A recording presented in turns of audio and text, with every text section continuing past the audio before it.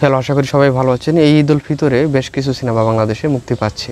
এর মধ্যে বেশিরভাগ মানুষ কথা বলছে হাইপের কারণে শাকিব খানের সিনেমা, এবং এর সাথে সাথে প্রমোশন এবং বিভিন্ন কারণে আমাদের কাছে পরিচিত হয়ে উঠছে যে কয়েকটা নাম। এর মধ্যে হচ্ছে জঙ্গলি এবং দাগি।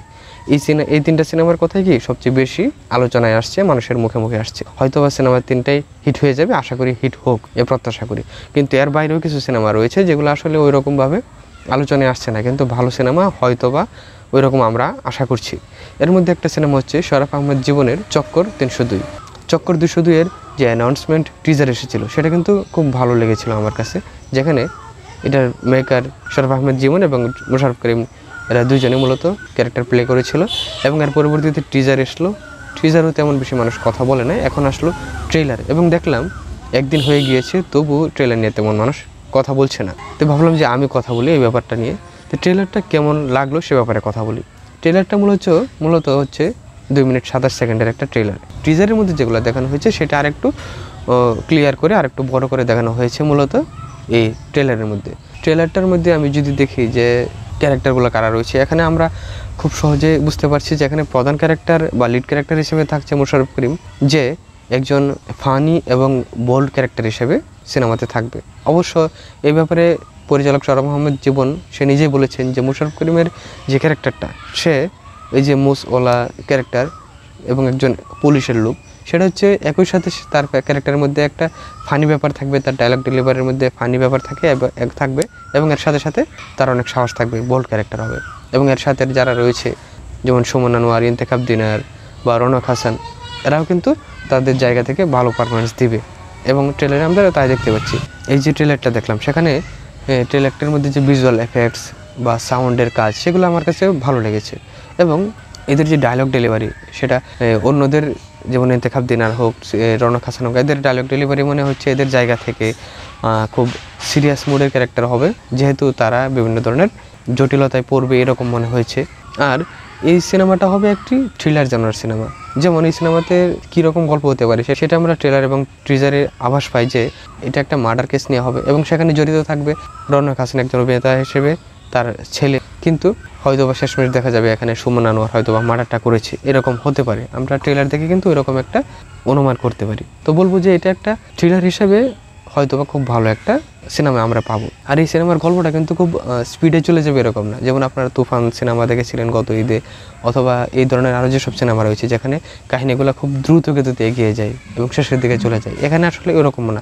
ট্রেলার থেকে মনে হচ্ছে যে কাহিনীটা হবে স্লো মোশনের, এবং আস্তে আস্তে গল্পটা ডিপের মধ্যে যাবে এবং শেষের দিক দিয়ে গিয়ে একটা চরম ক্লাইম্যাক্স দিবে, এরকম মনে হয়েছে।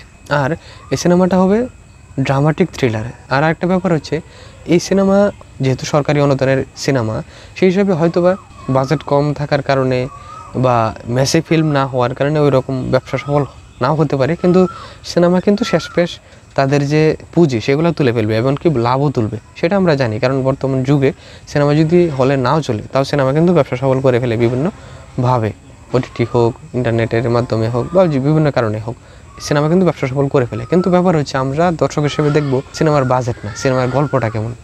যেমন আমরা যদি জঙ্গলি সিনেমা দেখি বা নিশুর অভিনীত দাগি সিনেমা দেখি, ওইগুলোতে হয়তো বা আমরা মাসে ফিল্ম পাবো, হয়তোবা জঙ্গলিতে বা বরবাদের মধ্যে পুরোপুরি মাসে ফিল্ম পাবো, যে কারণে মানুষ এই ধরনের সিনেমা দেখবে। আর মূলত যেহেতু এটা ঈদের সময়, মানুষ মাস এন্টারটেনমেন্ট দেখবে, এই কারণে বরবাদ, জঙ্গলি এগুলো দেখবে, এবং আশা করি এগুলা ভালো হবে এবং ভালো হোক। কিন্তু এগুলো ছাড়াও স্বল্প বাজেটের যেসব ভালো সিনেমা রয়েছে তার মধ্যে একটা চক্কর থাকবে।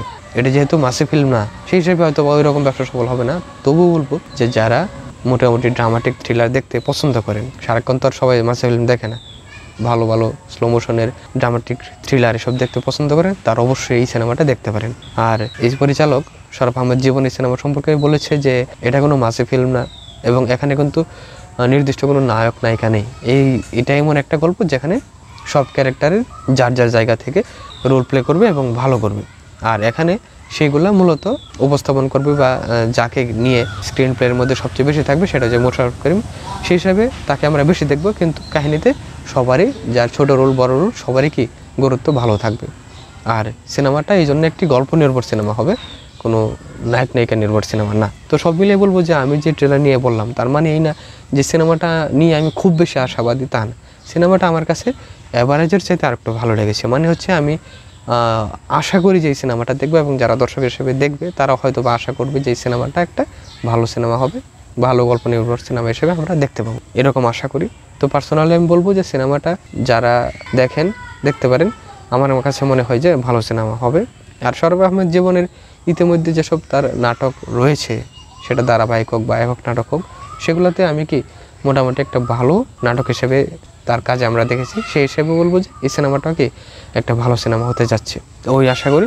আর ট্রেলারটা আপনাদের কেমন লেগেছে সেই সম্পর্কে জানান। আর সিনেমা সম্পর্কে বিভিন্ন ধরনের নতুন নতুন আপডেট পেতে, তথ্য পেতে আমাদের সাথে থাকুন। আজকে তাহলে এ পর্যন্ত, সবাইকে ধন্যবাদ।